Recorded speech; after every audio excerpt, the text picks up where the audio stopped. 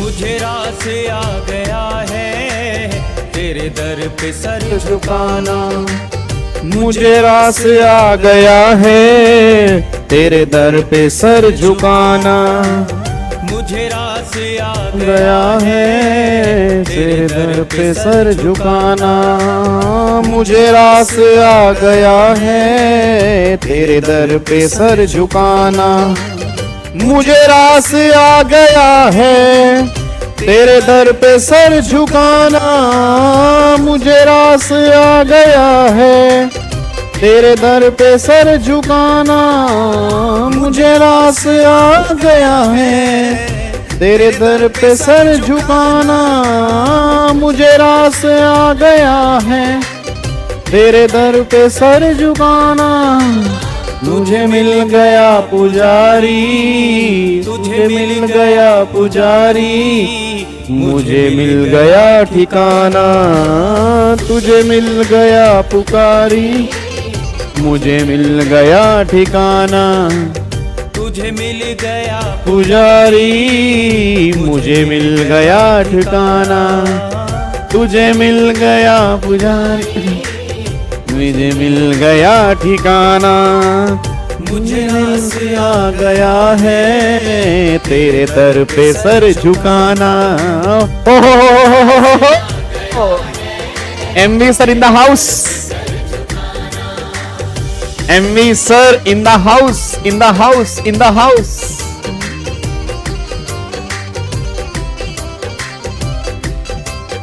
क्या बात है सर जी, क्या बात है, क्या बात है सर जी।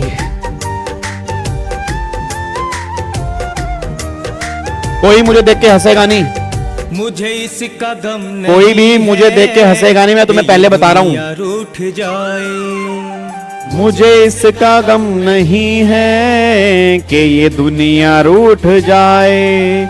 मुझे इसका गम नहीं है कि ये दुनिया रूठ जाए। मुझे इसका गम नहीं है कि ये दुनिया रूठ जाए। मुझे इसका गम नहीं है कि ये दुनिया रूठ जाए। मुझे इसका गम नहीं है कि ये दुनिया रूठ जाए। मुझे इसका गम नहीं है कि ये दुनिया रूठ जाए। एमवी सर के लिए लाइन है ये लाइन एमवी सर के लिए है। मेरी जिंदगी के मालिक, मेरी जिंदगी के मालिक, कहीं तुम ना रूठ जाना। चलो जी, वेरी गुड आफ्टरनून जी, very good afternoon, very good evening. क्या हाल चाल हैं आप सभी के? मस्त मौज बहार। चलो, अगर कोई हंसा अगर कोई मुझे देख के हंसा, उसे गंदे वाला पाप लगेगा। मैं कह रहा हूं कसम लगे माता रानी की, भगवान तुम्हें माफ नहीं करेगा। ठीक है, कोई तुम्हें माफ नहीं करेगा अगर आप मुझे देख के हंसे ना। देख लो, बेकार की बातें मत करना बिल्कुल भी, ठीक है। मेरे चेहरे को देख के अगर कहीं तुम हंस रहे होगी कि सर ये क्या हो गया। अब देखो, या तो मैं क्लास नहीं लेता या मुंह काला करवा के तुम्हारे सामने आता। मैंने फिर मुंह काला नहीं करवाया, मैंने मुंह लाल करवा लिया। मैंने कहा मेरा मुंह लाल कर दो। फेस टू फेस क्लास में बच्चे थे, उन्होंने कहा सर मुंह काला करना है आपका। मैं कहा मुंह काला नहीं कराऊंगा, चाहे कुछ भी हो जाए, मेरी क्लास है। इसके बाद मुंह लाल करना कर दो, कोई दिक्कत वाली बात नहीं है। सर जी क्लास में होली खेली, बच्चों ने होली खेली। बच्चे कहते हैं कि सर अब होली खेल लो, फिर होली की छुट्टी होती है ना, फिर फेस टू फेस क्लास में बच्चे आते नहीं है, तो बच्चे फिर रगड़ देते हैं कि बच्चे कहते हैं नहीं जाना, नहीं जाना। वो तो शुक्र है मैंने उन्हें कहा मेरी क्लास थी, इसलिए फिर मैंने कहा बख्श दो मेरे को। चलो आ जाओ, अब एक बार फटाफट से आ जाओ। तो फाइनली हम कैपिटल गेन की रिवीजन कर रहे हैं, और ध्यान रखना आज और कल भी आपकी क्लास होगी, और कल हम फाइनली कैपिटल गेन पूरा खत्म कर देंगे। ठीक है, तो ये मान के चलो कि कल वाली क्लास में हम कैपिटल गेन की हमारी लास्ट क्लास होगी। कल हम कैपिटल गेन की रिवीजन पूरी खत्म करेंगे। जितने भी प्रोविजन आपके कैपिटल गेन के बैलेंस बचेंगे आज वाली क्लास में, उसको हम कल वाली क्लास में खत्म कर देंगे। बस ये पर ध्यान दो जी। क्या बात मेरी समझ में आ रही है? पक्का पक्का। चलो इधर देखो ध्यान से। अब एक बात मेरे को बताओ, आपको मैंने कल वाली क्लास में कुछ होमवर्क दिया था? हाँ जी भाई साहब, आपको मैंने कल वाली क्लास में कुछ होमवर्क दिया था, मेरे को याद है आपको मैंने 2 क्वेश्चन होमवर्क दिए थे कैपिटल गेन के। अब ये बताओ क्या वो होमवर्क तुझसे हुआ या नहीं हुआ जी? क्या वो होमवर्क तुमसे हुआ या नहीं हुआ, पहले मेरे को ये बताओ जी। वंश कह रहा है सर होमवर्क हो गया है, 1920 हो गया है। गगन कह रहा है सर क्वेश्चन नंबर 19 में डाउट है। ठीक है, क्वेश्चन नंबर 19 में प्रॉब्लम है। अरे क्वेश्चन नंबर 20 हो गया जी, क्वेश्चन नंबर 20 में कोई डाउट तो नहीं है?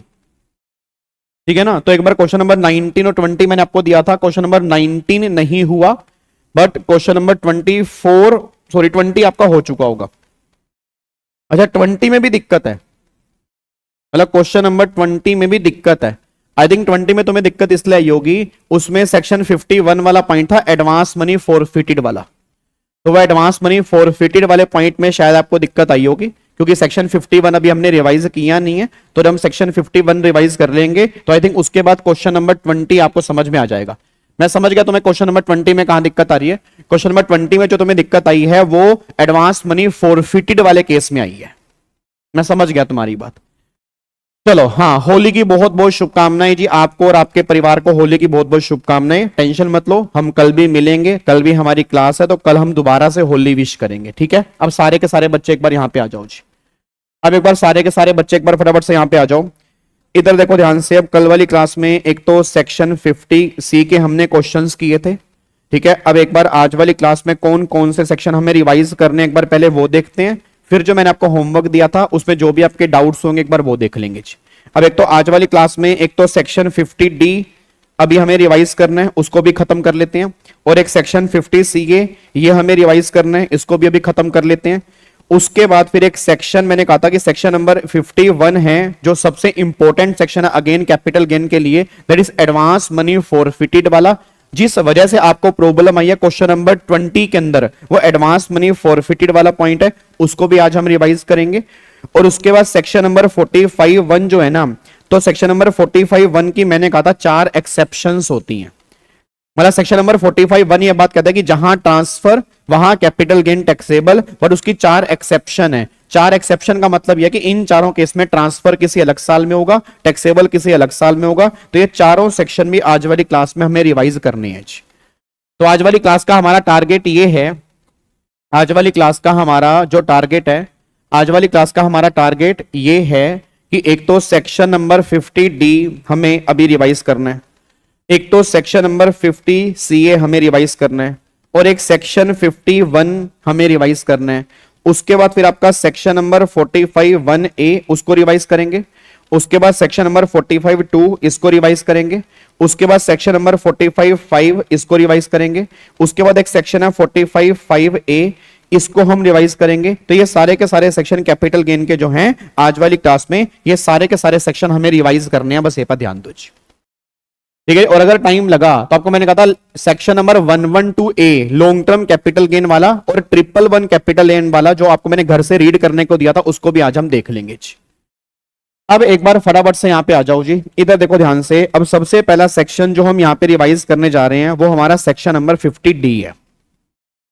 अब सेक्शन 50D जो है ना, पहली बात समझो, सेक्शन 50D जो है वो एक बिल्कुल बेसिक सेक्शन है, और सेक्शन 50D ये बात कहता है कि अगर किसी केस में आपका सेल प्राइस जो है अगर वो असर्टेनेबल नहीं है, भाई सेक्शन 50D ये बात कहता है कि अगर किसी केस में आपका सेल प्राइस जो है वो असर्टेनेबल नहीं है या वो नॉट असर्टेनेबल है, तो अगर मान लो फॉर एग्जांपल आपने कोई कैपिटल एसेट ट्रांसफर की और उसका सेल प्राइस आप डिटरमाइन नहीं कर पा रहे, या सेल प्राइस जो है वो असर्टेनेबल नहीं है, तो गवर्नमेंट ये बात कहती है फिर उसकी जो फेयर मार्केट वैल्यू होगी ना वो तुम्हारा सेल प्राइस होगा। तो जो भी उसकी एफएमवी होगी उसको सेल प्राइस मान के आप कैलकुलेशन करोगे। ये बात सेक्शन 50D में लिखी है। तो 50D कोई कैलकुलेशन वाला सेक्शन नहीं है, ये क्लैरिफिकेशन वाला सेक्शन है कि अगर किसी केस में मान लो तुम्हारे एग्जाम में क्वेश्चन बना, उसने बोला कि आपने ये एसेट ट्रांसफर की है बट इसका सेल प्राइस डिटरमाइन नहीं हो पा रहा, तो जो भी उसकी फेयर मार्केट वैल्यू होगी उसको तुम सेल प्राइस मान के तुम क्वेश्चन करोगे। ये बात आपकी सेक्शन नंबर 50D में लिखी है। तो एक बार चेक करो 50D में क्या लिखा है। तो 50D ये बात कहना चाह रहा है अगर तुम्हारा सेल प्राइस नॉट असर्टेनेबल है या कैन नॉट बी डिटरमाइन है, तो जो भी उसकी फेयर मार्केट वैल्यू होगी उस फेयर मार्केट वैल्यू को हम तुम्हारा सेल प्राइस मानेंगे, उसके बेस पे कैलकुलेशन करेंगे। ये हमारा सेक्शन नंबर 50D, बस इतना सा यहां पे खत्म हो जाता है। उसके बाद फिर अगला सेक्शन जो है, अब ये सेक्शन आ रहा है सेक्शन नंबर 50CA। ये भी इंपॉर्टेंट सेक्शन है, इसको थोड़ा ध्यान सुनना कि सेक्शन 50CA क्या कहता है। अब अगर मैं सेक्शन 50CA की बात करूंगा ना, तो सबसे पहली बात तो ये समझो कि सेक्शन 50CA जो है वो हर कैपिटल एसेट पे एप्लीकेबल नहीं है, ये एप्लीकेबल है only in the case of unlisted company के शेयर। इट मींस अगर आपने लिस्टेड कंपनी के शेयर ट्रांसफर किए हैं तो फिर तो तुम सब जानते हो सेक्शन नंबर 112A जो होगा उसके टैक्स रेट एप्लीकेबल होंगे। तो मैं लिस्टेड कंपनी के शेयर्स की बात नहीं कर रहा, मैं अनलिस्टेड कंपनी के शेयर्स की बात कर रहा हूं। अब तुम्हारे एग्जाम में क्वेश्चन बना कि आपने लिस्टेड कंपनी के शेयर ट्रांसफर किए, तो लिस्टेड कंपनी के शेयर ट्रांसफर किए ना, उस केस में 50CA हमारे काम का नहीं है। आपने अनकोटेड शेयर ट्रांसफर किए, आपने अनलिस्टेड कंपनी के शेयर ट्रांसफर किए, फिर 50CA पढ़ना पड़ सकता है। अब बच्चा ये बात कहता है सर 50CA में क्या लिखा है, तो 50CA ये बात कहता है अगर आपने अनलिस्टेड कंपनी के शेयर ट्रांसफर किए हैं और उसका सेल प्राइस उसकी फेयर मार्केट वैल्यू से कम है, तो fair market value shall be deemed your sale price. बस ये पर ध्यान दो। इट मींस कहना क्या चाह रहा हूं कि फॉर एग्जांपल अगर मान लो मेरा सेल प्राइस जो है वो 100 रुपए है और फेयर मार्केट वैल्यू जो है वो 150 रुपए है, तो आपने अनलिस्टेड कंपनी का शेयर बेचा 100 रुपए का, एफएमबी जो है वो 150 रुपए है, तो गवर्नमेंट ये बात कहते हैं कि एफएमबी को हम सेल प्राइस मानेंगे, 100 रुपए को हम सेल प्राइस नहीं मानेंगे। बस 50CA इतनी सी बात कहता है। बट एक बात ध्यान देना, ये पॉइंट आपने लिस्टेड कंपनी वाले केस में ऐसा नहीं करना। मतलब लिस्टेड कंपनी वाले केस में एक्चुअल सेल प्राइस जो होगा वही सेल प्राइस बनेगा, वहां पर हमें एफएमबी इग्नोर करके चलनी है। अनलिस्टेड कंपनी वाले केस में एफएमबी हमें देख के चलनी है। बस ये पर ध्यान दो जी। तो देखो यहां पे वही बात यहां पे लिखी है जी। अब एक बार सारे के सारे बच्चे यहां पे चेक करो। एप्लीकेबिलिटी जो है only for the unlisted company का शेयर। प्रोविजन क्या बोलता है, अगर sale price less than FMB है देन एफएमबी जो है आपका सेल प्राइस बन जाएगा। अब ये नीचे मैंने एग्जांपल दिया है, आप एक बार यहां पे चेक कर सकते हो। अब मान लो मिस्टर वीजी जो है, mister VG sell 1000 share of VG private limited to mister PG 800 रुपए पर शेयर। अब 800 रुपए का पर शेयर मैंने अपनी कंपनी का बेचा। मेरी कंपनी जो है वो अनलिस्टेड कंपनी है और इसकी फेयर मार्केट वैल्यू जो है वो 1150 रुपए है। तो बेचा मैंने 800 रुपए का, एफएमबी 1150 रुपए है, तो सेल प्राइस जो बनेगा वो 1150 के बेस पर बनेगा, सेल प्राइस 800 रुपए के बेस पे नहीं बनेगा। बस ये पर ध्यान दो। तो वही बातें यहां पे लिखी हैं। तो सेक्शन 50CA बस इतनी सी बात कहना चाह रहा है कि अगर तुमने बेचा, तुम्हारा सेल प्राइस तुम्हारी एफएमबी से कम है, तो एफएमबी को सेल प्राइस मान के चलेंगे। बस ये पर ध्यान दो। अब तुम यहां पे गलती करने के लिए तैयार हो जाओ सारे के सारे बच्चे। मैं कंफर्म कर रहा हूं अब तुम गलती करोगे। जो बच्चे मेरी बातों को यहां पे ध्यान से नहीं सुन रहे, जो इधर उधर देख रहे हैं, जिनको रिवीजन क्लास की वैल्यू नहीं पता ना, वो कंफर्म अब गलती करेंगे जी।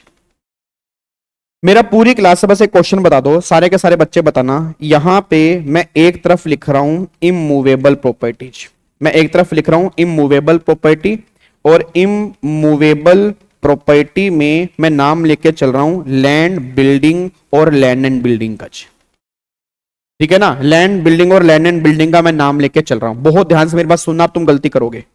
दूसरा मैं यहां पे लेके चल रहा हूं मूवेबल प्रॉपर्टीज। किसका नाम लेके चल रहा हूं, मूवेबल प्रॉपर्टी का नाम लेके चल रहा हूं। अब मूवेबल प्रॉपर्टी की दो कैटेगरी करके चल रहा हूं। मूवेबल प्रॉपर्टी में एक तो मैं लेके चल रहा हूं अनलिस्टेड कंपनी के शेयर्स, फिर मैं यहां पे लेके चल रहा हूं एनी अदर कैपिटल एसेट। अब एनी अदर कैपिटल एसेट का मतलब क्या है, चाहे वो लिस्टेड शेयर्स हो, चाहे वो गोल्ड हो, चाहे वो ड्राइंग हो, चाहे वो पेंटिंग हो, मतलब अनलिस्टेड शेयर्स को छोड़ के जो भी तुम्हारी मूवेबल प्रॉपर्टी होगी वो सारी की सारी यहां पे आ जाएगी। अब मेरे को सारे के सारे बच्चे बोल देना, अब लैंड और बिल्डिंग वाले केस में क्या लगेगा, सेक्शन 50C लगेगा। तुमने पढ़ लिया।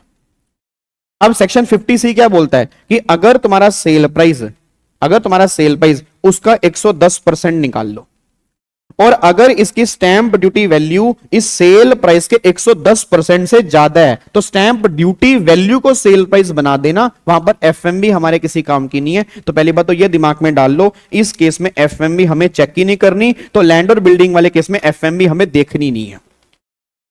इट मींस अगर तुम्हें क्वेश्चन में एफएमबी दी भी है ना, तो वो इग्नोर करना, वो एफएमबी तुम्हारे किसी काम की नहीं है। लैंड और बिल्डिंग वाले केस में बस ये बात ध्यान दो। क्या बात मेरी समझ में आ रही है? अब अगले पॉइंट पर आओ।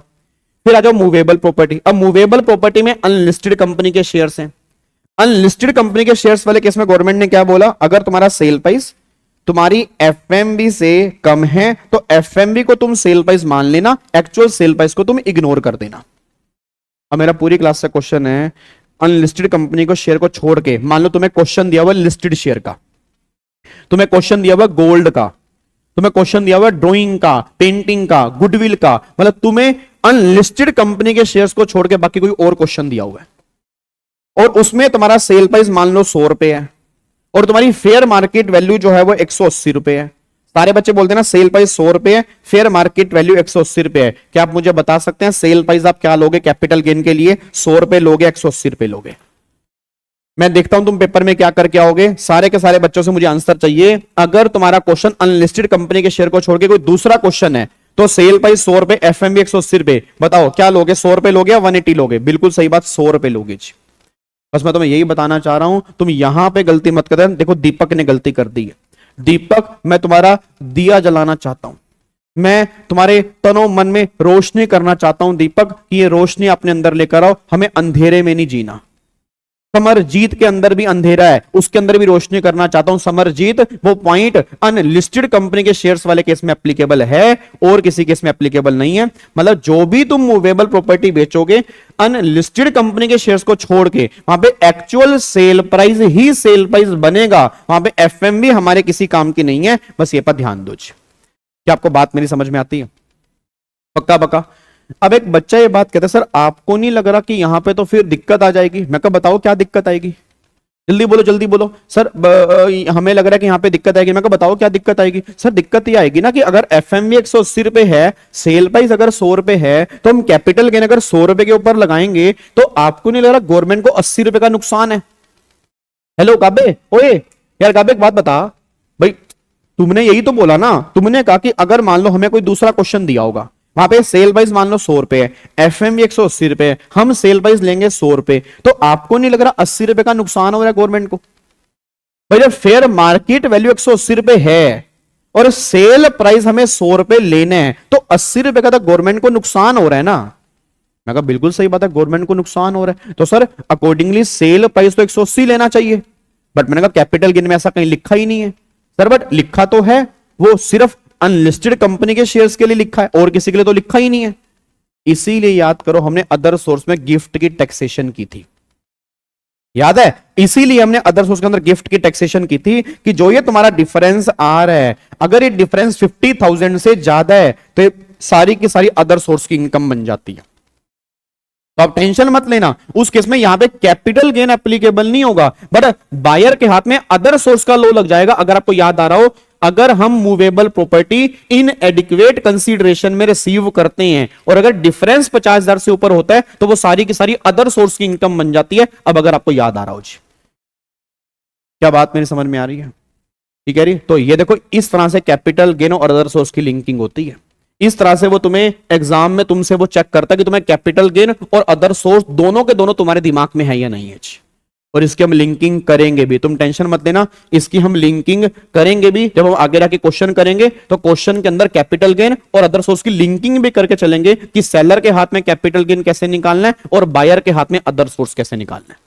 बट अभी सिर्फ तुम कैपिटल गेन की बात दिमाग में लेकर चलना कि कैपिटल गेन के लिए हमें सेल प्राइस जो है वो 100 रुपए लेके चलना है। अनलिस्टेड कंपनी के शेयर्स वाले केस में 180 लेके चलना है, बाकी सब केस में 100 रुपए लेके चलना है। और इमूवेबल प्रॉपर्टी वाले केस में सेक्शन 50C एप्लीकेबल लगा देना। बस ये पर ध्यान दो। क्या बात मेरी समझ में आ रही है? पक्का पक्का, अब कोई दिक्कत तो नहीं है? तो देखो दो सेक्शन हमने रिवाइज कर लिए। एक तो सेक्शन 50D हमने रिवाइज कर लिया कि अगर किसी केस में तुम्हें सेल प्राइस नहीं दिया होता तो एफएमवी को सेल प्राइस मान लेना। दूसरा फिर गवर्नमेंट कहती है कि अनलिस्टेड कंपनी के शेयर में अगर तुम्हें सेल प्राइस दिया है और वो एफएमवी से कम है तो एफएमवी को तुम सेल प्राइस मान लेना। ये हमारा 50C यहां पे निकल के आ रहा है। अब यहां पे आ जाओ जी, अब यहां पे आओ। अगला जो है वो हमारा है सेक्शन नंबर 51। अब यहां पे आओ 51, ये हमारा है एडवांस मनी फॉरफिटेड का जी। अब सेक्शन 51 पे ना मुझे याद है कि मैंने रेगुलर बैच में काफी टाइम लगाया था सेक्शन 51 के ऊपर। आप में से भी काफी सारे बच्चों को याद होगा और मैंने तुम्हें बताया था कि सेक्शन 51 में कितनी सारी प्रॉब्लम्स हुआ करती थी। उन प्रॉब्लम को दूर करने के लिए गवर्नमेंट ने क्या किया, सेक्शन 51 में अदर सोर्स की टैक्सेबिलिटी कर दी थी। ठीक है, अब मैं उस प्रॉब्लम के ऊपर नहीं जा रहा कि सेक्शन 51 में क्या प्रॉब्लम हुआ करती थी। अब मैं तुम्हें कंक्लूजन बता रहा हूं रिवीजन क्लास के अंदर कि सेक्शन 51 का क्रक्स क्या निकल के आ रहा है। अब सेक्शन 51 का ना क्रक्स सुनना कि सेक्शन 51 का क्रक्स क्या निकल के आ रहा है।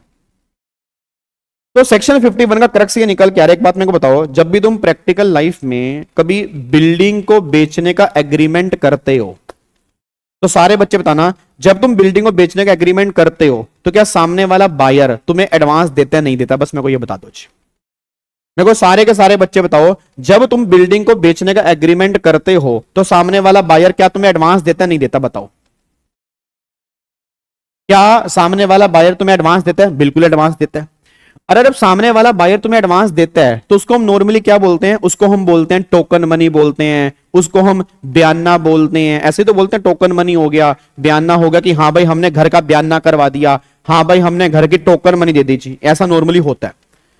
अब जो ये तुमने एग्रीमेंट किया ना, उस एग्रीमेंट के अंदर एक बात लिखी होती है कि अगर बायर डिफॉल्ट करता है तो सेलर उसकी एडवांस मनी फोरफिट कर लेगा। ये बात मैं नहीं कह रहा, ये बात प्रैक्टिकली एग्रीमेंट में लिखी होती है कि अगर मान लो बायर कल बोले कि भाई मुझे तेरी प्रॉपर्टी परचेज ही नहीं करनी, मैंने सुना है इस प्रॉपर्टी में भूत हैं, जब इसके अंदर हम जाते हैं तो इसमें आवाजें आती हैं, ऐसी आवाजें आती हैं, तो हमें प्रॉपर्टी परचेज ही नहीं करनी, हमें हमें हमें डर लगता है, हमने यहाँ पे व्हाइट साड़ी में लोग घूमते हुए देखे हैं, हमें ऐसे ऐसे करते हुए लोग देखे हैं, नहीं हमें प्रॉपर्टी परचेज नहीं करनी। तो सेलर कहता है मत प्रॉपर्टी परचेज नहीं करेगा ना, मैं तेरे 15 लाख रुपए फोरफिट कर लूंगा जो तूने एडवांस दी है। बायर कहता कर ले भाई, मैं तेरे 15 लाख रुपए के चक्कर में 3 करोड़ रुपए के भूत थोड़ा चिपकाऊंगा अपने ऊपर, मैं तेरी 3 करोड़ की प्रॉपर्टी ले लूं, भूत मेरे ऊपर चिपक जाए, क्यों भाई? मतलब 3 करोड़ रुपए के तो मैं भूत चिपकाऊंगा क्या? ऐसी की तैसी तेरी, तूने को 15 लाख रुपए फोरफिट करने कर ले। सेलर ने कहा कोई दिक्कत वाली बात नहीं है भैया, भूत होंगे, मेरे घर में तो कोई भूत नहीं है, तुझे लग रहा है भूत प्रेत हैं तो ठीक है, मैं तेरे 15 लाख रुपए फोरफिट कर लेता हूं। अब सेलर ने क्या किया साहब, 15 लाख रुपए फोरफिट कर लिए। सेलर ने क्या किया, 15 लाख रुपए क्या कर लिए? फोरफिट कर लिए। अब मेरे को बताओ, क्या सेलर को 15 लाख रुपए की इनकम होगी नहीं होगी? बस हाँ या ना बताओ जी, जल्दी बताओ, क्या सेलर को 15 लाख रुपए की इनकम हो गई या नहीं हो गई? जल्दी बताओ। ध्रुव कह रहा है सर सैटरडे को स्त्री आएगी, तो कोई बात नहीं, साथ में पुरुष को भेज देना, सही हो जाएगा। ध्रुव स्त्री आएगी ना तो साथ में पुरुष को भी भेज देना, तो स्त्री पुरुष दोनों इकट्ठे आ जाएंगे, अपना डिनर विनर कर लेंगे, खाना पीना खा लेंगे, कोई दिक्कत नहीं है। हाँ नहीं, क्या सेलर के हाथ में इनकम होगी नहीं होगी? बिल्कुल होगी। अब मुद्दा ये निकल के आ रहा है कि अगर सेलर के हाथ में इनकम है तो उस इनकम का सेलर के हाथ में क्या ट्रीटमेंट करेंगे? भाई मुद्दा ही निकल कह रहा है कि तो सेलर के हाथ में इनकम हुई, उस इनकम का क्या ट्रीटमेंट करेंगे? भाई सेलर ने उस 15 लाख रुपए की एडवांस मनी फोरफिट कर ली। अब अगर सेलर ने 15 लाख रुपए की एडवांस मनी फोरफिट कर ली तो उस एडवांस मनी का क्या ट्रीटमेंट करेंगे? तो सेक्शन 51 कहता है कि तो भाई ये बता, ये एडवांस मनी फोरफिट कब की है? ओए हेलो, ओ भाई साहब, ओए हेलो नालायक बच्चे, इधर ये बता, तूने 15 लाख रुपए फोरफिट कब किए हैं?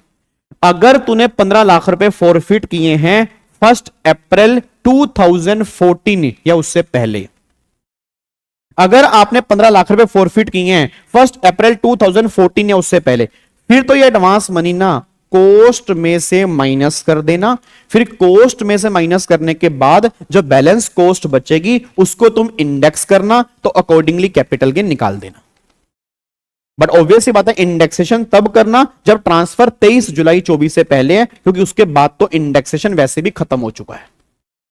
तो पहली बात क्या, अगर तुमने एडवांस मनी फोरफिट की 1/4/14 से पहले, तो वह एडवांस मनी कोस्ट में से माइनस करोगे, फिर जो बैलेंस कोस्ट बचेगी जब तुम आगे बेचोगे अकॉर्डिंगली उस बची हुई कोस्ट को इन्फ्लेशन से एडजस्ट करना, फिर आईकोआ निकालना, कैपिटल गेन निकाल देना जो तुम नॉर्मल कैपिटल गेन निकालते।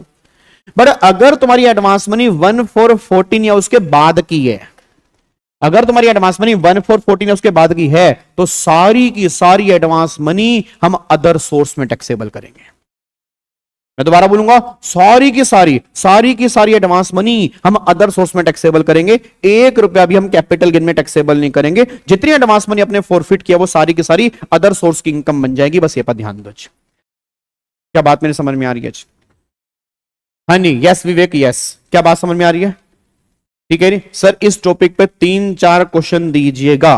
बिल्कुल क्वेश्चन देंगे इस टॉपिक के ऊपर। इवन जो मैंने कल आपको होमवर्क दिया है वो इसी टॉपिक के ऊपर है। क्वेश्चन नंबर 20 जो है वो इसी टॉपिक के ऊपर है। ठीक है, चलो अब एक बार यहां पे फटाफट देखो जी। अगर अपने एडवांस मनी बिफोर 1/4/14 है तो एडवांस मनी टैक्सेबल करेंगे उस कैपिटल गेन में, हम कॉस्ट में से कम कर देंगे। और अगर वो 1/4 या उसके बाद की है तो वो सारी एडवांस मनी जो है वो अदर सोर्स के अंदर टैक्सेबल होती है। आई होप आपको मेरी बातें समझ में आती हैं। यहां तक कोई दिक्कत तो नहीं है? पक्का पक्का? क्या इसको लोग कर सकते हैं? तो ये हमारा सेक्शन 51 है, एडवांस मनी फॉरफिटेड का ट्रीटमेंट हमें क्या करना है। अब एक बच्चा ये बात कहते हैं, यार गाबा सर एक बात बताओ यार। नहीं नहीं ना ना ना गाबा सर, नहीं नहीं ना ना ना बिल्कुल नहीं, एक बात बताओ। मैं कहा पूछ। सर जिसके घर में भूत था, जिसके घर में भूत था कि बायर ने कहा मैं तेरा घर नहीं खरीदूंगा, बायर कह रहा है ले मैं तेरा घर खरीदने को तैयार हूं, आप भूत मुझे चिपक जा, आप भूत मुझे चिपक जा, मुझे कोई दिक्कत वाली बात नहीं है, मैं तेरा घर लेने को तैयार हूं। सेलर कहता है मुझे अब यह घर बेचना ही नहीं है। सेलर कहता है बायर सुन मेरी बात, मुझे यह घर बेचना ही नहीं है, मुझे भूतों से प्यार है, मुझे पता ही नहीं था मेरे घर में भूत हैं, अगर मुझे पता होता तो मैं घर बेचता ही नहीं, तूने मुझे बताया तो अब मैं ये घर बेचूंगा ही नहीं, मुझे भूतों से प्यार है। तो बायर कहता है नालायक कहीं के, जो मैंने तुझे 15 लाख रुपए एडवांस मनी दी है, जो मैंने तेरे को 15 लाख रुपए एडवांस मनी दी है, अगर तुम्हें को ये घर नहीं बेचेगा ना तो को 30 लाख वापस करने पड़ेंगे। पता है तुझे? जो तू मना कर रहा है ना कि मैं घर नहीं बेचूंगा, घर नहीं बेचूंगा, घर नहीं बेचूंगा।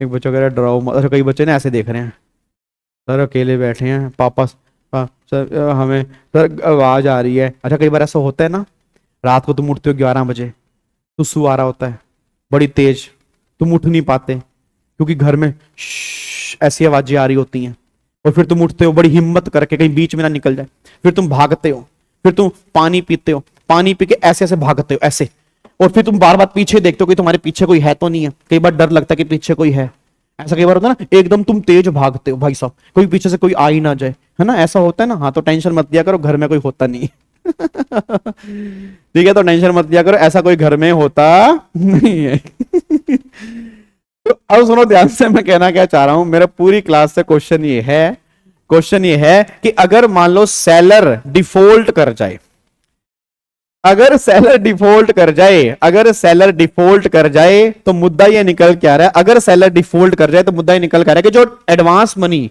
जो मैंने ली थी अब वो डबल वापस करनी पड़ेगी। अच्छा अब अगर डबल एडवांस मनी वापस करूंगा तो इसमें फायदा सेलर का है बायर का है? बताना मुझे,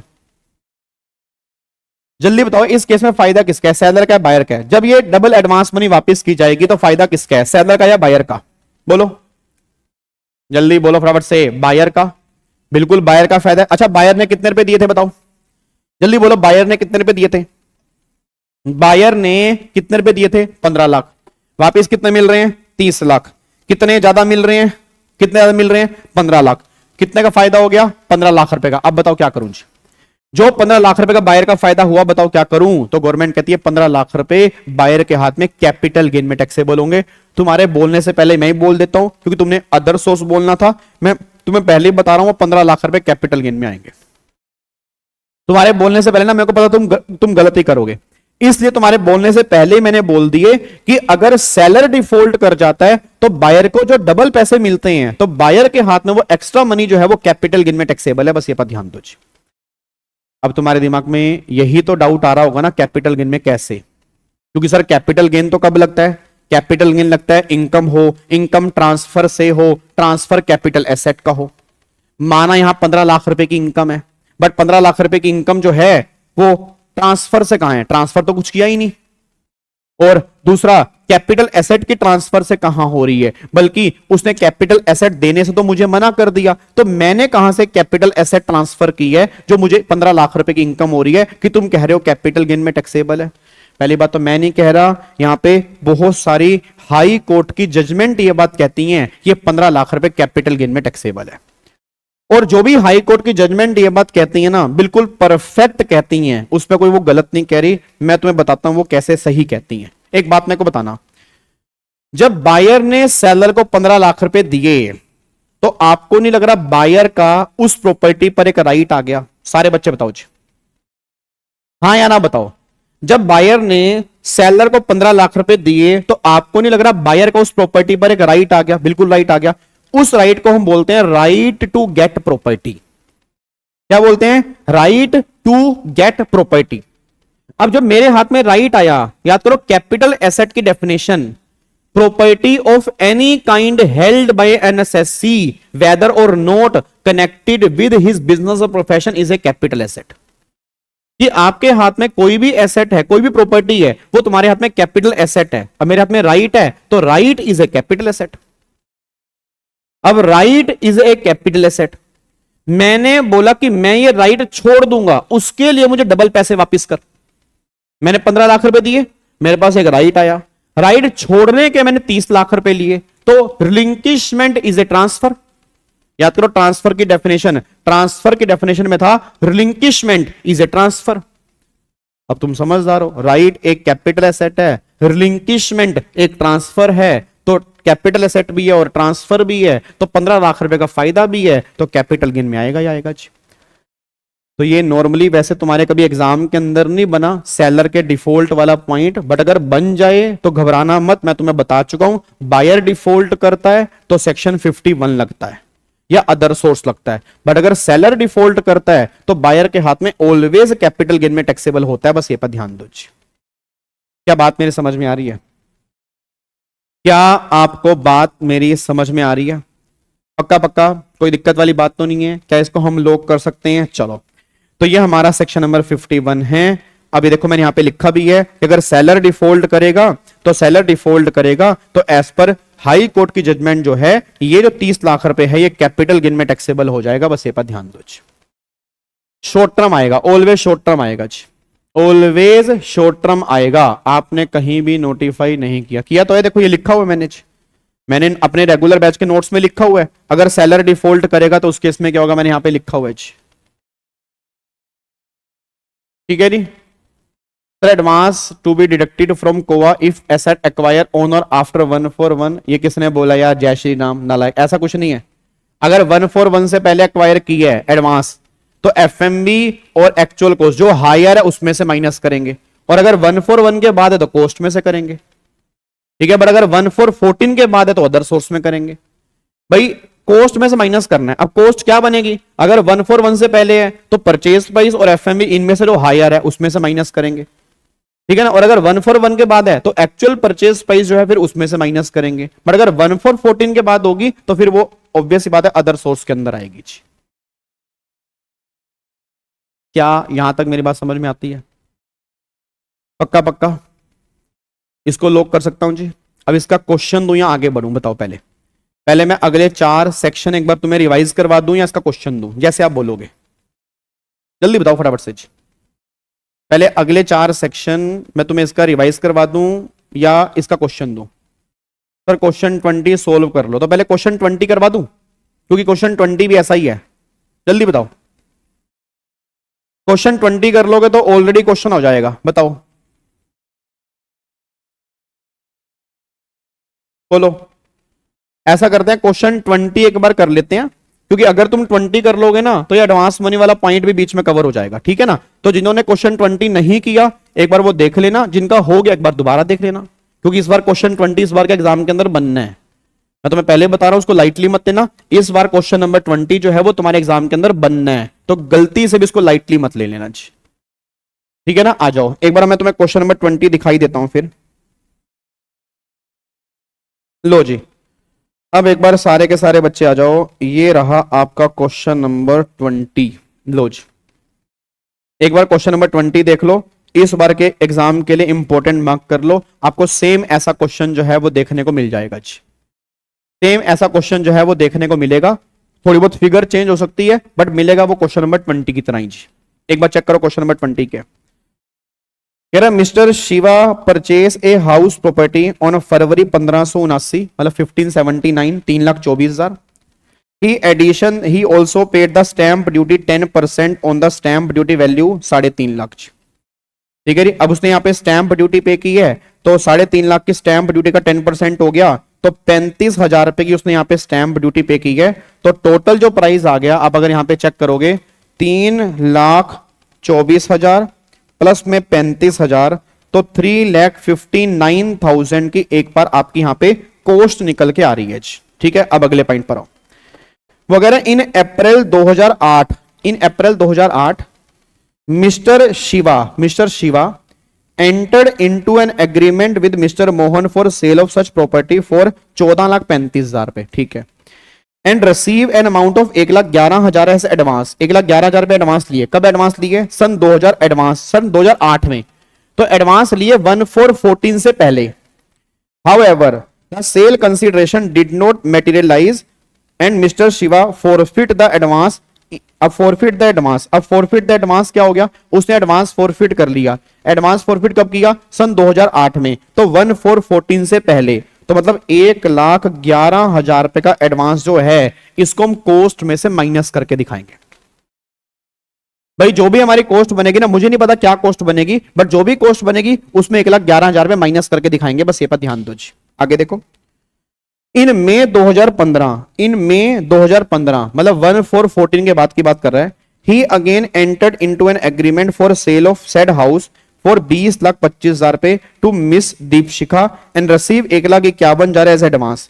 however As Miss Deepshika did not pay the balance amount, Mr. Shiva forfeit the advance. उसने फिर forfeit कर लिया, और उसने forfeit कर लिया अगस्त 2015 में। Mister Shiva construct first floor by incurring a cost 3,90,000 रुपए। ये आपकी कॉस्ट ऑफ इंप्रूवमेंट दे रखी है।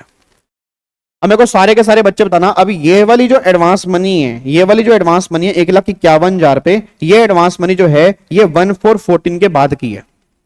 तो अगर ये एडवांस मनी 1/4/14 के बाद की है तो 1,51,000 जो है ये तो अदर सोर्स में टैक्सेबल होगा। भाई 1,11,000 रुपए कॉस्ट में से कम करेंगे और 1,51,000 रुपए जो करेंगे वो अदर सोर्स में टैक्सेबल करेंगे, बस ये पर ध्यान दो। और ये तुम्हें यहां पे कॉस्ट ऑफ इंप्रूवमेंट दे रखी है। आगे बढ़ते हैं, वो कह रहे हैं नवंबर 15 2024। अब नवंबर 15 2024, तो ये बात समझ लो ये नए लोगों की बात कर रहा है। 23 जुलाई 2024 या उसके बाद की बात कर रहा है। अब अगर 23 जुलाई 2024 या उसके बाद की बात कर रहा है तो मतलब इसकी कंप्यूटेशन में इंडेक्सेशन तो नहीं मिलेगा, ये बात तो क्लियर है। भाई ये बात तो क्लियर है, इसमें इंडेक्सेशन है ही नहीं है। इंडेक्सेशन क्यों नहीं है? क्योंकि ट्रांसफर आपने जो किया वो 23 जुलाई 2024 या उसके बाद किया, तो विदाउट इंडेक्सेशन जो है वो गेन निकालने हैं। तो 15 नवंबर 24 को मिस्टर शिवा ने एग्रीमेंट एंटर किया मनीष के साथ इसको घर को सेल करने का 30,50,000। फिर उसने 1.5 लाख रुपए का एडवांस लिया अकाउंट पे चेक से एडवांस लिया एग्रीमेंट के दिन। और mister Manish paid the balance entire sum. Mister Shiva transfer the house to mister Manish on February 25 को ये घर ट्रांसफर कर दिया। मिस्टर शिवा ब्रोकरेज पे की 1% of sale price to the broker, ठीक है, ईओटी दे रखा है, एक्सपेंडिचर ऑन ट्रांसफर। 1 अप्रैल 1 को उसकी फेयर मार्केट वैल्यू दे रखे 11,85,000। अब 11,85 है, अब सारे बच्चे बोल देना, अब अगर 11,85 है तो प्रॉपर्टी परचेज की 141 से पहले। अब अगर 141 से पहले है तो परचेज प्राइस और 141 की FMV whichever is higher, तो हायर क्या बनेगी? 11,85 बनेगी। अब इस 11,85,000 में से 1,11,000 माइनस कर दो जो मेरी वो एडवांस मनी फॉरफिटेड है 141 से पहले वाली। तो बताओ क्या करेंगे जी? तो 11,85,000 माइनस में 1,11,000, तो ये बैलेंस आ गया 10,74,000 रुपए की यहां पर मेरी कोवा निकल के आ रही है। ये आ रहा है ना 10,74,000 रुपए की यहां पर मेरी 10,74,000 की यहां पर मेरी कोवा निकल के आ रही है। अब आगे देखते हैं जी। अच्छा, ओ हो गलती हो गई। उसमें एसडीवी भी दे रखी है भाई, एसडीवी भी दे रखी है 10,70। अच्छा, एफएमबी और एसडीवी इनमें से लेस तो 10,70, फिर 10,70 और 359 हायर क्या बनेगा? 10,70। तो यहां पे 10,70 आएगा भाई, यहां पे बनेगा 10,70,000 में से 1,11,000 माइनस करेंगे। तो 10,70,000 में से 1,11,000 माइनस करेंगे तो यहां पे जो बैलेंस आएगा 9,59,000, ये मेरी कोवा निकल के आएगी। तो मेरी कोवा जो निकल के आ रही है ना वो 9,59,000 जो है ये मेरी कोवा निकल के आ रही है, बस ये पर ध्यान दो। तो 959 मेरी कोवा आ रही है, ठीक है। फिर वो कह रहा है स्टैंप ड्यूटी वैल्यू जो है 15 नवंबर 24 को वो 39 लाख की है और 20 फरवरी 24 को वो 41 लाख की है। अब बताओ 39 लाख बेस लूंगा 41 लाख लूंगा? ऑब्वियस सी बात है, एडवांस आया अकाउंट पे चेक से आया, एग्रीमेंट के दिन आया, तो एग्रीमेंट के दिन की एसडीवी मेरी काम बनेगी, तो 41 लाख मेरे काम की नहीं है। अब ये 30,50,000 है। अब 30,50,000 रुपए का 110% जो होता है वो होता है 33,55,000 और यहां पे एसडीवी कितने की है? 39 लाख रुपए की। तो क्या ये एसडीवी सेल प्राइस के 110% से ज्यादा है? यस, तो एसडीवी मेरा सेल प्राइस बन जाएगा। अब सेल प्राइस मेरा बन गया 39 लाख रुपए। अब अगर मैं चेक करूंगा, सेल प्राइस मेरा बन गया 39 लाख, उसमें से अब माइनस कर दो 1% ऑफ सेल प्राइस, तो सेल प्राइस आपका कितना है? 30,50,000 रुपए यहां पे आ रहा है। तो 30,50,000 रुपए का 1% अगर मैं निकालूंगा, ये हो गया आपका 30,500 मेरे ख्याल से। ये ईओटी आ गया, तो इसको 39 लाख में से माइनस कर दूंगा, तो ये आ गया 38,96,950। फिर इसमें से 959 माइनस कर दूंगा, तो अगर मैं 959 माइनस करूंगा तो ये आपका, भगवान भला करे, 30,50,000 का 1%, 30,500, 39 लाख माइनस में 30,500 माइनस में 9,59,000, तो ये बन गया 29,10,500 रुपए। ये मेरा लॉन्ग टर्म कैपिटल गेन आ रहा है जी। बताना जी सर, ब्रोकरेज 39 लाख पे लेंगे ना? ब्रोकरेज 39 पे क्यों लेंगे भाई? ब्रोकरेज 39 पे क्यों लेंगे यार? हेलो, क्या हो गया तुम्हें? ब्रोकरेज जो है वो 39 पे क्यों लेंगे? ब्रोकरेज 39 पे क्यों लेंगे? सेल प्राइस तो तुम्हारा 30-50 है ना भाई। तुमने बेचा कितने का है? तुमने बेचा इतने का है, तो ब्रोकरेज तो उसकी तुम पे करोगे ना। ब्रोकरेज तुम स्टैंप ड्यूटी की क्यों पे करोगे यार? ब्रोकरेज तुम स्टैंप ड्यूटी की क्यों पे करोगे? ठीक है, अच्छा, इसमें से भी ईओटी भी माइनस होगी, ये वाला 3,90,000। अब ये 3,90,000 भी यहां से माइनस होगा, तो 29,10,500 में से 3,90,000 पे ईओटी भी माइनस करोगे, तो इसमें से 3,90,000 माइनस करेंगे तो 25,20,500 यही आ रहा है ना। 25,20,500 मेरा कैपिटल गेन आ रहा है। एक बार चेक करना, पीछे यही आंसर है? एक बार चेक करके बताओ, पीछे सेम आंसर है?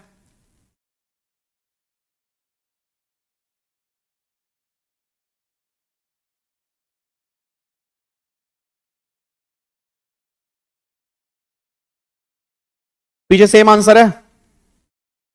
यहां तक बताओ, कोई दिक्कत तो नहीं है? अरे एक बार उसको छोड़ो ना, उसको छोड़ो, एक बार यहां तक बताओ, यहां तक कोई दिक्कत तो नहीं है ना? यहां तक लॉक कर दूं पक्का? ठीक है ना, यहां तक लॉक कर दूं? चलो, तो इसको मैं पैक कर रहा हूं। तो अब यहां पे 25,20,500 रुपए निकल के आ गया, तो 25,20,500 आ गया। डन, कोई दिक्कत तो नहीं है? अच्छा, अब ये 25,20,500 आ गया, तो अब इस पे क्या निकालना है? इस पे निकालना है टैक्स। इस पे क्या निकालना है? टैक्स निकालना है। अब अगर इस पे टैक्स निकालना है तो 25,20,500 रुपए का 12.5%, तो 25,20,500 रुपए का 12.5% अगर मैं निकालूंगा तो ये आएगा 3,15,062 रुपए, यही आएगा ना? ठीक है ना, 3,15,062 रुपए। या तो ये टैक्स निकल के आएगा जी, या तो ये टैक्स निकल जाएगा 3,15,062 या 63 रुपए आएगा। या अब ऐसा करो, इंडेक्सेशन के साथ निकालो। अब अगर मैं इंडेक्सेशन के साथ निकालूंगा तो सेल प्राइस मेरा हो गया 39 लाख, माइनस में ईओटी 30,500, माइनस में आई कोवा। अब एक बार आई कोवा देखते हैं, आई कोवा कितनी आएगी। तो आई को अगर बात करता हूं 10,70,000, तो भाई 10,70,000 अगर मैं चेक करूं तो 10,70,000 यहां पे है, 10,70,000 पे यार है। उसमें से माइनस कर दोगे वो 1,11,000 पे, तो 1,11,000 माइनस करूंगा तो 9,59,000 बनेगा। तो ये आ गया 9,59,000 डिवाइड बाय 100 मल्टीप्लाई। अब ट्रांसफर आपने कब की है जी? अगर मैं ट्रांसफर चेक करूंगा, ट्रांसफर आपने कब की है, तो ट्रांसफर जो आपने की है वो 24 में की है, तो यहां पे 363 आएगा। यहां पे क्या आएगा? 363 आएगा। अबे इंडेक्सेशन बाद में तो करोगे ना, आप ऑप्शन तो दोगे ना, विच एवर इज लेस वाला। तो या तो इसका 12.5% या आफ्टर इंडेक्सेशन जो गेन आएगा, या आफ्टर इंडेक्सेशन जो गेन आएगा उसका 20%। तो भी जो मैं निकाल रहा हूं वो आफ्टर इंडेक्सेशन निकाल रहा हूं ना। तो यहां पे एक बार चेक करो कितना आएगा, तो 9,59,000 डिवाइड बाय 100 मल्टीप्लाई 363, तो आ रहा है 34,81,170। ठीक है ना, ये आ रहा है। उसके बाद देखो यहाँ पे 390 है। अब 390 अगस्त 15 है, तो अगस्त 15 है तो 3,90,000 अगस्त 15। एक बार बताना 15-16 का रेट क्या है? सर ये क्वेश्चन कितने नंबर का आएगा? 5 से 8 नंबर का आएगा जी। ये क्वेश्चन जो आएगा 5 से 8 नंबर का आएगा। जल्दी बताओ। इसमें ये बताओ मेरे को, उसमें 15-16 का इंडेक्स रेट क्या है? जल्दी बोलो, 15-16 का इंडेक्स रेट क्या है? 254, 254। तो 3,90,000 डिवाइड बाई 254 मल्टीप्लाई 363, तो ये आपका निकल के आ रहा है 557, मतलब 5,57,000। ये है ना 5,57,362 रुपए। अब चेक करना क्या आ रहा है। तो 39 लाख माइनस 30,500 माइनस 34,81,170 माइनस 557,362। भाई साहब ये तो लॉस आ गया, ये तो लॉस आ गया, 169032 का लॉस आ गया। तो ये तो लॉस आ गया ना। तो भैया अब सोच के बताओ, दिया ऑब्वियस ही बात आएगा ना, कैसी बात कर रहे हो? ठीक है ना। अब ये लॉस आ गया तो 20% तो जीरो ही आएगा फिर। तो बताओ इनमें से लेस क्या बनेगा? जीरो टैक्स बनेगा। इसमें क्या दिक्कत आ रही है? फिर जीरो टैक्स बनेगा इसमें तो, क्योंकि लॉस का 20% तो जीरो ही आएगा ना भाई। इनकम तो है ही नहीं ना, टैक्स लगता है इनकम पे, तो इनकम तो है ही नहीं, तो उसका 20 कितना बनेगा? जीरो। तो लेस क्या बनेगा? जीरो। तो हमें जीरो टैक्स पे करना पड़ेगा। हमें कितना पे करना पड़ेगा? जीरो पे करना पड़ेगा। तो आप चेक करो इसका आंसर क्या दिया हुआ है जी। एक बार क्वेश्चन नंबर 20 देख लो। मेरे ख्याल से आंसर नील आएगा इसका। हाँ दे तो रखा है। देखो यहां पे क्या बनेगा, वो कह रहा है टैक्स जो बनेगा वो कितना बनेगा? नील बनेगा। तो टैक्स यहां पर बनेगा वो नील बनेगा, बस ये बात ध्यान देना। और एक बात मेरे को और बताना, एक पॉइंट और देना। अब जो तुम्हारा लॉस आ रहा है, क्या इस लॉस को तुम इनकम से खत्म कर सकते हो? नहीं कर सकते, नहीं कर सकते, क्योंकि जो तुम्हारी टोटल इनकम में इनकम जुड़ेगी वो तो विदाउट इंडेक्सेशन जुड़ेगी। ठीक है ना। तुम ये नहीं कह सकते कि मेरा लॉस है, इस लॉस को मैं दूसरी इनकम से खत्म करूंगा। ये लॉस तुम्हारा नहीं है, ये सिर्फ टैक्स निकालने के लिए तुमने कंपैरिजन की है। एक्चुअल में जो है वो तुम्हारी इनकम आ रही है, और तुम्हारी टोटल इनकम का जो पार्ट बनेगी वो इनकम बनेगी। तो गलती से ये मत कहना कि लॉस मेरे आ रहे हैं, इस लॉस को मैं खत्म करूंगा। नहीं, ये only for the taxation purpose है, बस ये पर ध्यान दो। अबे यार ये नालायक क्या कह रहा है, ये कुणाल क्या कह रहा है भाई? तू लो कहां ऊपर क्या करूं? 4% सेस कहां लगाया बता? साफ साफ लिखा तो है, सेस कहां लगेगा? मेरे को तो कहीं सेस नहीं दिख रहा यार, मेरे को नहीं दिख रहा। सॉरी भाई, सॉरी भाई, मेरे को तो कहीं सेस नहीं।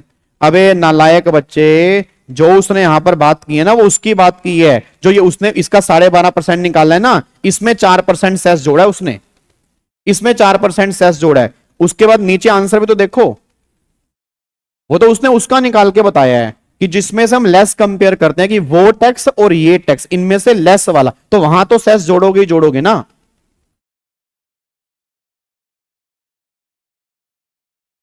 हाँ 1,51,000 पे अदर सोर्स की इनकम आएगा, बट 1,51,000 पे इन्होंने अदर सोर्स में क्यों नहीं दिखाया? क्योंकि उसने अदर सोर्स आपसे पूछा ही नहीं है। और जब अदर सोर्स आपसे पूछा ही नहीं, तो अदर सोर्स की बात ही नहीं करेंगे। उसने पूछा कैपिटल गेन निकाल के बताओ और कैपिटल गेन का टैक्स निकाल के बताओ। तो जब उसने अदर सोर्स पूछा ही नहीं है, तो अदर सोर्स की यहां पे बात भी नहीं करेंगे, बस ये पर ध्यान दो। क्या बात मेरी समझ में आ रही है? सर कैरी फॉरवर्ड भी नहीं कर सकते? नहीं कर सकते। जब लॉस तुम सेट ऑफ ही नहीं कर पाओगे तो कैरी फॉरवर्ड क्यों करोगे? ऑब्वियस ही बात है, ये लॉस तुम्हारा एक्चुअल लॉस है ही नहीं, ये सिर्फ टैक्सेशन के पर्पस के लिए लॉस है, अदरवाइज ये लॉस ही नहीं है जी। चलो मैं इसको लॉक कर रहा हूं जी। ठीक है, अब हमने क्वेश्चन नंबर 20 कर लिया। अब तुम ये मान के चलो, अगर तुम्हें ये क्वेश्चन समझ में आता है, इस बार के एग्जाम में तुम्हारे 5 नंबर 100% पक्के हो चुके हैं। मैं तुमसे वादा कर रहा हूं, मैं तुमसे वादा कर रहा हूं, क्योंकि इस बार के एग्जाम में ऐसा ही क्वेश्चन बनेगा। और सोनी मैं 200% कंफर्म हूं कि इस बार के एग्जाम में ऐसा ही क्वेश्चन बनेगा जी। यस नेहा, यस कर सकते हो उसको यूज। ठीक है, चलो अब मैं इसको लॉक करने जा रहा हूं। तो अब जाके तुम्हारा क्वेश्चन नंबर 20 यहां पे पैक हो जाता है जी। चलो जी, इधर सुनो ध्यान से जी। अब एक बार फटाफट से यहां पे आओ, अब एक बार फटाफट से आओ जी। अब यहां पे आओ, अब आ जाओ अगले जो हमें 4 सेक्शन एक बार रिवाइज करने हैं। अब एक बार उन चारों को समझते हैं, ताकि ये चारों के चारों सेक्शन भी हमारे खत्म हो जाएं जी। क्या बात मेरे समझ में आ रही है? पक्का पक्का। चलो अब सुनो ध्यान से, मैं कहना क्या चाह रहा हूं। अब ये 4 सेक्शन हैं क्या, पहले वो समझो। एक बात मेरे को बताओ, नॉर्मल कैपिटल गेन के प्रोविजन क्या कहते हैं? नॉर्मल कैपिटल गेन के प्रोविजन ये बात कहते हैं, अगर इनकम है, इनकम ट्रांसफर से है, ट्रांसफर कैपिटल एसेट का है, तो उस इनकम पे कैपिटल गेन टैक्स लगेगा, उस ईयर में लगेगा जिस ईयर में ट्रांसफर करोगे। पैसा कब आएगा ये मैटर नहीं करता, बट ये 4 सेक्शन ये बात कहते हैं कि इन चारों केस में ट्रांसफर के ईयर में टैक्स एप्लीकेबल नहीं होगा, ट्रांसफर किसी अलग साल में, टैक्सेबल किसी अलग साल में। मतलब ये 4 सेक्शन जो है ना, ये सेक्शन 45(1) की एक्सेप्शन है। ये चारों जो हैं, ये चारों के चारों सेक्शन नंबर 45(1) की एक्सेप्शन है, कि जो हमारा सेक्शन नंबर 45(1) है उसकी एक्सेप्शन है ये चारों की चारों, बस ये पर ध्यान दो। और जब मैं कहता हूं एक्सेप्शन है, तो एक्सेप्शन का मतलब ये होता है कि इन चारों केस में ट्रांसफर किसी अलग साल में है, टैक्सेबल किसी अलग साल में है। इन चारों केस में ट्रांसफर और टैक्सेबल का ईयर सेम नहीं होता, बस ये पर ध्यान दो। अब ये चारों कौन कौन से हैं, तो सबसे पहला सेक्शन आपका है 45(1) कैपिटल ए। याद करो मैंने 45(1) कैपिटल ए में क्या कहा था, कि अगर तुम्हारी कैपिटल एसेट जो है ना वो डिस्ट्रॉय हो जाती है, अब तुम्हारी कैपिटल एसेट जो है वो डिस्ट्रॉय हो गई किसी भी वजह से, मान लो फ्लड आ गया, तूफान आ गया, आंधी आ गई, चक्रवात आ गया, कोई दुश्मन ने आक्रमण कर दिया, कोई युद्ध हो गया, कोई वॉर हो गई, कोई फायर हो गया, मतलब कुछ भी तरह से ना वो एसेट तुम्हारी डिस्ट्रॉय हो गई। अब सेक्शन 45(1) कहता है जहां तुम्हारी कैपिटल एसेट डिस्ट्रॉय हुई, उस डिस्ट्रॉयमेंट को हम ट्रांसफर मान लेंगे, उस डिस्ट्रॉयमेंट को हम ट्रांसफर मान लेंगे। मतलब जहां तुम्हारी डिस्ट्रॉय हुई ना, जब डिस्ट्रॉय हुई वो ट्रांसफर है। अब ट्रांसफर तो हो गया, बट इंश्योरेंस कंपनी से मुझे पैसा मिला ही नहीं, तो फिर गवर्नमेंट ने कहा जब तुम्हें इंश्योरेंस रिसीव होगा उस ईयर में कैपिटल गेन टैक्सेबल करेंगे, बस ये पर ध्यान दो।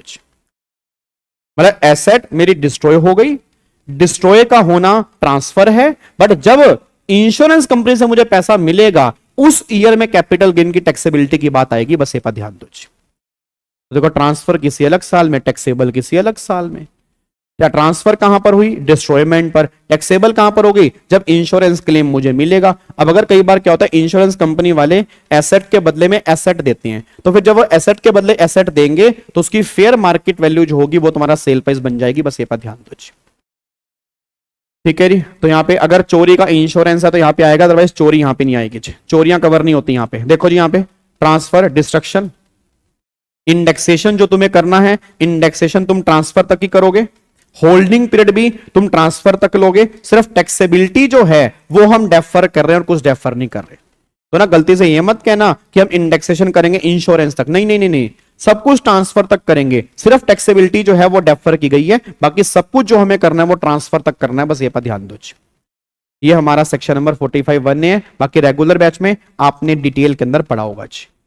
उसके बाद फिर अगला सेक्शन जो हम रिवाइज कर रहे हैं दैट इज 45(2). ये किसका है, ये है conversion of capital asset into stock in trade. ये भी मोस्ट इंपोर्टेंट है, तुम्हारे एग्जाम के अंदर बहुत बार 45(2) में से क्वेश्चन बन चुका है।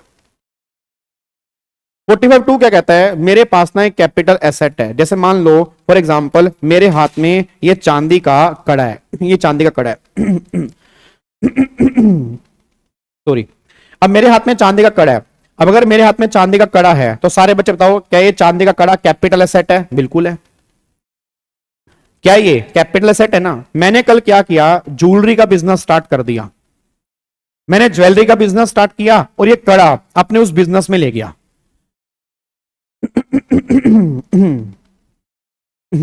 सॉरी,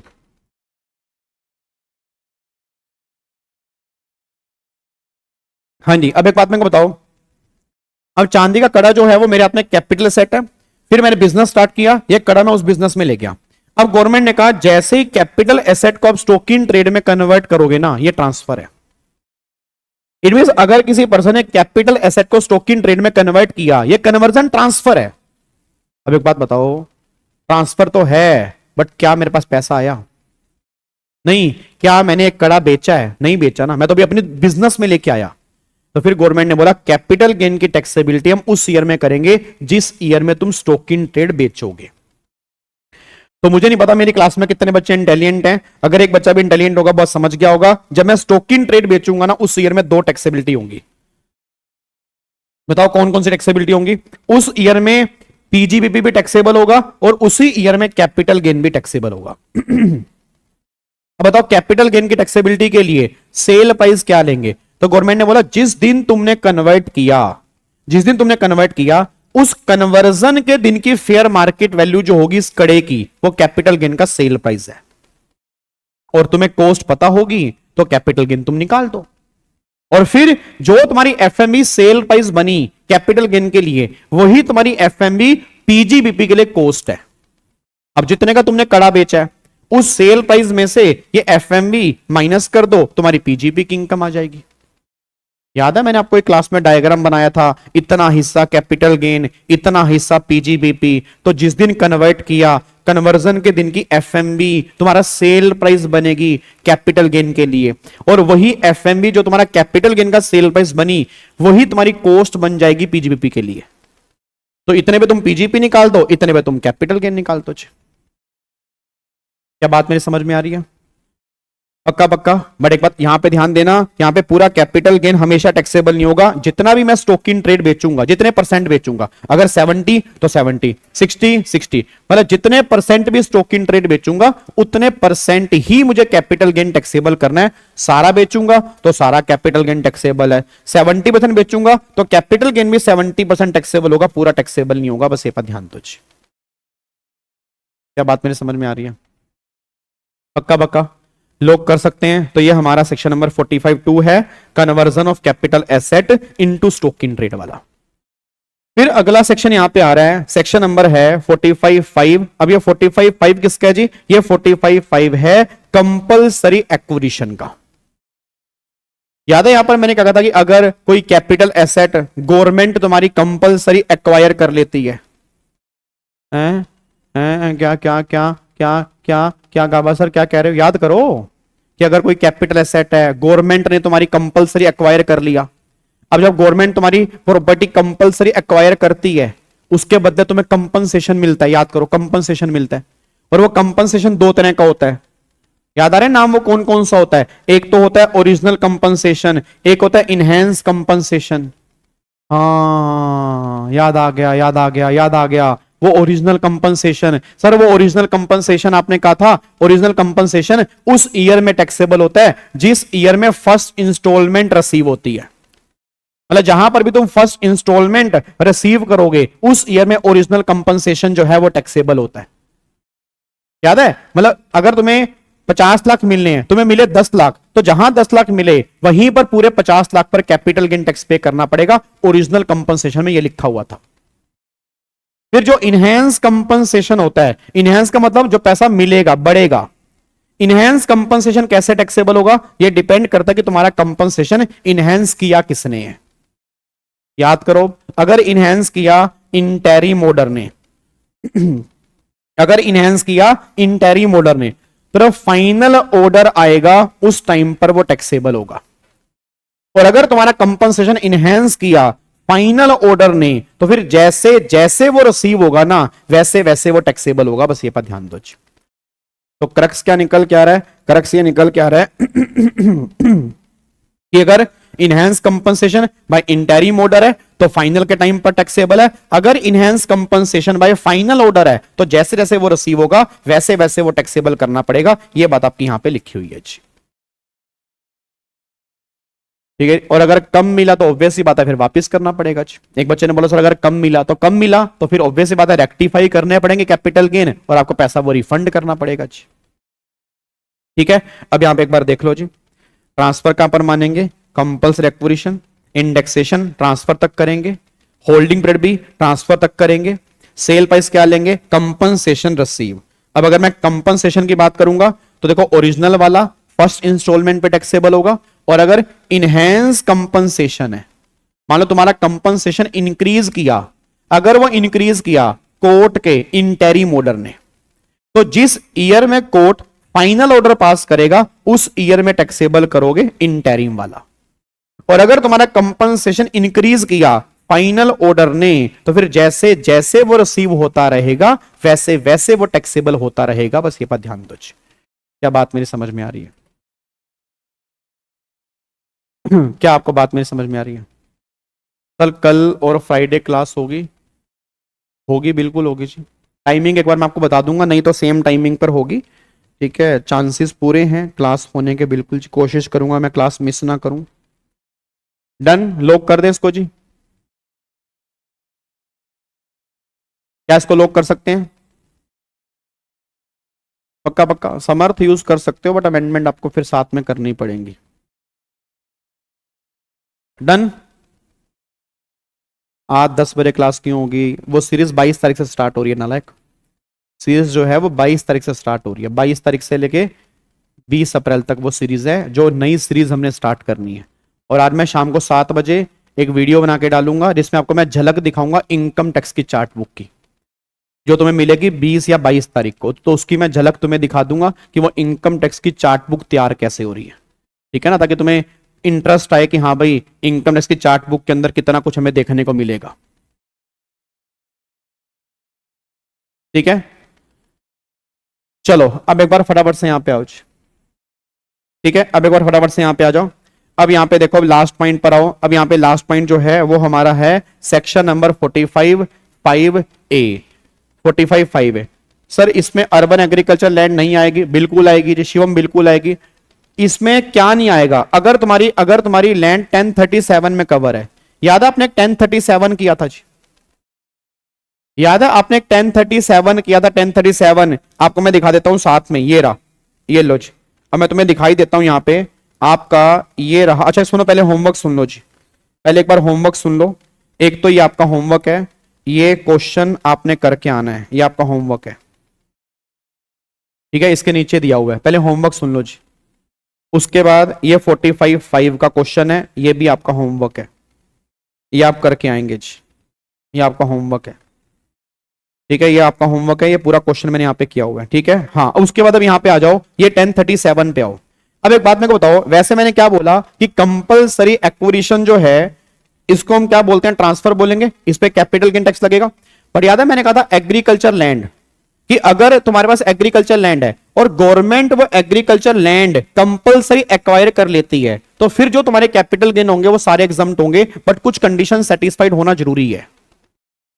अब याद करो वो कंडीशन क्या थी? पहली बात, आप इंडिविजुअल एचएफ हैं, आपके पास एग्रीकल्चर लैंड है, वो लैंड अर्बन एरिया में सिचुएटेड है और पिछले 2 साल से आप उसे एग्रीकल्चर पर्पस में यूज कर रहे हैं, तो गवर्नमेंट करिए अगर ये कंडीशन सेटिस्फाइड है तो जो भी तुम्हारे कैपिटल गेन होंगे वो सारे एग्जम्प्ट होंगे। नई बात समझ में आई? अबे मेरे नालायक को एक बात मेरे को बताओ, इधर सुनो ध्यान से। अभी मैंने क्या बोला? कंपलसरी एक्विजिशन पे तुम्हारे आने वाले कैपिटल गेन टैक्सेबल होते हैं, बट मैं कह रहा हूं कि अगर 1037 में तुम कवर हो जाते हो तो तुम्हारे सारे कैपिटल गेन एग्जम्प्ट होंगे, चाहे वो कंपलसरी एक्विजिशन ही क्यों ना हो। पहली बात, तुम इंडिविजुअल एचएफ हो। दूसरी बात, एग्रीकल्चर लैंड हो, अर्बन एरिया में हो, रूरल एरिया में क्यों ना हो, क्योंकि रूरल एरिया वाली एग्रीकल्चर लैंड तो वैसे ही कैपिटल एसेट नहीं होती, तो उस पर तो वैसे ही टैक्स नहीं है, और पिछले 2 साल से आप उसे एग्रीकल्चर पर्पस में यूज कर रहे हो। अगर ऐसा कर रहे हो तो तुम्हारे सारे कैपिटल गेन एग्जम्प्ट है, चाहे वो कंपलसरी एक्विजिशन ही क्यों ना हो। तो जो हमने सेक्शन 45(5) पढ़ा कंपलसरी एक्विजिशन वाला, वो एप्लीकेबल तब होगा अगर 1037 में मैं कवर नहीं होऊंगा, क्योंकि अगर मेरी एसेट 1037 में कवर हो जाती है तो फिर वो 1037 में एग्जम्प्ट है, उस पर कोई भी कैपिटल गेन टैक्स नहीं लगेगा। तो वही बात आपकी यहां पे लिखी हुई है जी, देखो यहां पे इंडिविजुअल एचएफ हो, एग्रीकल्चर लैंड अर्बन एरिया में हो, पिछले 2 साल से आप उसे यूज कर रहे हो और कंपलसरी एक्वायर हो, अगर सारी कंडीशन सेटिस्फाइड हैं तो सारे के सारे कैपिटल गेन, चाहे लॉन्ग टर्म हो, चाहे शॉर्ट टर्म हो, चाहे ओरिजिनल कंपनसेशन हो, चाहे इनहेंस कंपनसेशन हो, वो सारे के सारे एग्जम्प्ट है, आप 1037 में कवर हो जाओगे। क्या बात मेरी समझ में आ रही है? पक्का पक्का। चलो अब यहां पे आ जाओ, फाइनली लास्ट सेक्शन हम रिवाइज करने जा रहे हैं। ये हमारा सेक्शन है 45(5)(a). अब ये 45(5)(a) जो है ना, ये हमारा है जॉइंट डेवलपमेंट एग्रीमेंट। कोई मेरे को याद करवाएगा? मैं थक गया, बोलते बोलते थक गया। मैं चाहता हूं आप मुझे याद कराओ 45(5)(a) में क्या किया था आपने, याद है? 45(5)(a) में लैंड किसी और की, बिल्डिंग किसी और की, मैंने लैंड ट्रांसफर कर दी उसको, उसने मुझे कुछ बिल्डिंग के फ्लोर बना के दिए और साथ में उसने मुझे कुछ कैश भी दिया, याद करो याद करो याद करो, मैंने कहा था मेरे पास एक लैंड है, उसका मैंने पोजेशन दे दिया और उसने कहा इसमें फ्लोर बनाऊंगा मैं, इसमें 2 फ्लोर तुम ले लेना है और साथ में कैश भी ले लेना। हाँ अब सुनो ध्यान से मैं कहना क्या चाह रहा हूं। अब गवर्नमेंट ये बात कहती है कि 45(5) कहता है कि जब आपके पास फॉर एग्जांपल एक प्रॉपर्टी थी, आपने उसका पोजेशन दे दिया, वैसे तो possession of immovable property is a transfer, but अब यहां पे ट्रांसफर है तो 45(1) ने कहा जहां ट्रांसफर वहां टैक्सेबल, बट यहां तो दिक्कत है, तो गवर्नमेंट ने कहा यहां टैक्सेबिलिटी अभी नहीं करेंगे, जब कंप्लीशन सर्टिफिकेट मिलेगा उस टाइम पे टैक्सेबिलिटी करेंगे। तो यहां पर मैंने दिया क्या है, यहां पर मैंने फॉर एग्जांपल लैंड दी है, उसने बदले में मुझे क्या दिया, मान लो 2 फ्लोर बना के दिए और साथ में 50 लाख रुपए कैश दिया। तो जो मैंने लैंड दी उसकी कॉस्ट मुझे पता है, अब जो उसने फ्लोर मुझे दिए उन फ्लोर की स्टैंप ड्यूटी वैल्यू प्लस में जो भी कैश होगा वो मेरा सेल प्राइस बन जाएगा। अब जो मुझे मिल रहा है वो मेरा सेल प्राइस है, किस चीज का, जो मैंने दिया उसका। तो कॉस्ट मुझे पता है, एसडीवी मुझे क्वेश्चन में दी होगी, कैश मुझे क्वेश्चन में दिया होगा, तो एसडीवी प्लस में कैश ये मेरा सेल प्राइस है। जितनी मैंने लैंड ट्रांसफर की होगी वो मेरी कॉस्ट है, तो कैपिटल गेन आप निकाल लो, बात खत्म करो जी। बट आप टेंशन मत लेना, इसमें से कभी तुम्हारे एग्जाम के अंदर वैसे क्वेश्चन बनता नहीं है। तुम ये मान के चलो ये 4 सेक्शन में 2 सेक्शन ही सबसे इंपॉर्टेंट है, उन दोनों को भी तुम कर लोगे तो काम चल जाएगा। ये 45(2) एंड 45(5) जो बहुत इंपॉर्टेंट है, ये दोनों के दोनों है। बस अगर आप 45(2) या 45(5) पे अगर अपनी ग्रिप बना लेते हो तो ये लगा लो कि आप ये 4 सेक्शन में से आप आगे निकल जाओगे। बस ये बात ध्यान दो। बिल्डर के लिए तो ऑब्वियस बात है पीजीपी होगा ना, बिल्डर के लिए तो खर्चा हो गया ना, बिल्डर के लिए तो खर्चा हो गया। आज क्या बात समझ में आ रही है? एमटीपी करवा दूंगा, टेंशन मत लो यार, तुम्हारे मॉक टेस्ट पेपर के सारे क्वेश्चन करवा दूंगा, तुम निश्चिंत रहो बिल्कुल। होली के बाद थोड़ा सा टाइम मिलेगा तो उसको हम पूरा कंप्लीट करेंगे, तुम बिल्कुल टेंशन मत लो। अभी हमारा को 1-1.5 घंटा रात को वैसे भी और देना है, तो जब रात को मैं 1 घंटा और दूंगा ना, उसमें सिर्फ क्वेश्चन ही करने हैं, तो कोई बड़ी बात नहीं, मैं एमटीपी वाले क्वेश्चन उठा लूंगा। मेन तुम्हारे इतने भी मेन क्वेश्चन होंगे ना, वो सारे कोशिश करूंगा मैं तुम्हें करवा दूं। ठीक है, अब यहां पे आपको मैंने होमवर्क दे दिया, एक तो आपने ये घर से पढ़ के आना है, ठीक है। और अब यहां से फिर आपकी स्टार्ट होगी गिफ्ट की टैक्सेबिलिटी और कैपिटल गेन और अदर सोर्स की इंटरलिंकिंग जो है वो आपस में स्टार्ट हो जाएगी यहां से जी।